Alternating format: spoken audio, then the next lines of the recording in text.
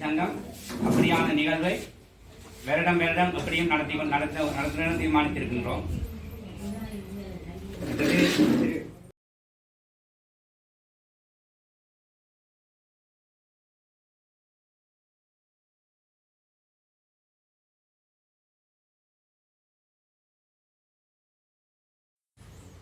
அதே போல நாங்கள் வருவதற்கு முன்னர் பல விடயங்களை குறைத்துக் கொண்டிருக்க முடியும். உங்களுக்கு தெரியும், உங்களுடைய கிராம சங்கம் செய்த சில செயற்பாடுகள் எங்களுக்கு மகிழ்ச்சியான விஷயங்கள். இந்த வீதிகள், வெள்ள வடிகால்கள், செய்யப்பட்ட வேலை திட்டங்கள், இதே போல மக்களுடைய பல விடயங்கள் இருக்கின்றது.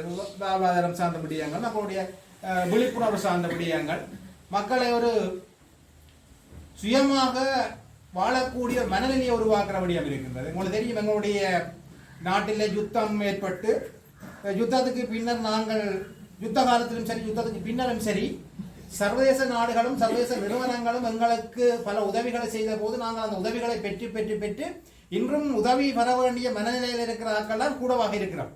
சொந்த காலில் நிற்க வேண்டிய பல செயற்திட்டங்கள் எங்களுக்கு இன்னும் பல விடயங்களில் வலியுறுத்தி கலைக்க வேண்டி இருக்கின்றது.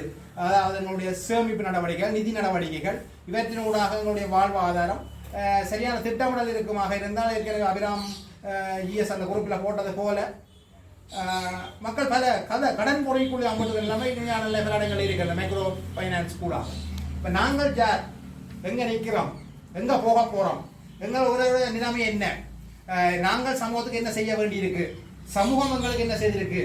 எங்களுக்கு இலங்கை அரசாங்கம் தான் உலகத்தில் இன்றைக்கு வரைக்கும் இலவச கல்வி, இலவச சுகாதாரம் சொல்லி நலன்புரி சார் நடவடிக்கைகளை இலங்கை சுதந்திரம் அடைஞ்ச காலத்திலிருந்து அரசாங்கம் நலன்புரி நடவடிக்கைகளை நிறைய செய்து கொண்டிருக்கு. இன்றைக்கு நாங்கள் பயன்படுத்துகிற வீதிகளாக இருக்கலாம், எங்களுடைய கல்வி நடவடிக்கையாக இருக்கலாம், எங்களுடைய சுகாதாரம் சார்ந்த நடவடிக்கைகளாக இருக்கலாம், இன்னும் பல விடயங்கள் இப்போ இருக்கின்ற நலன்புரி கொடுப்பனவளாக இருக்கலாம். அரசாங்கம் தன்னுடைய ஆளுமையை மீறி பல நடவடிக்கை செய்து கொண்டிருக்கின்றது.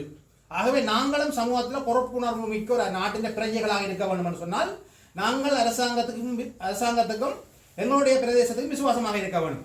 பல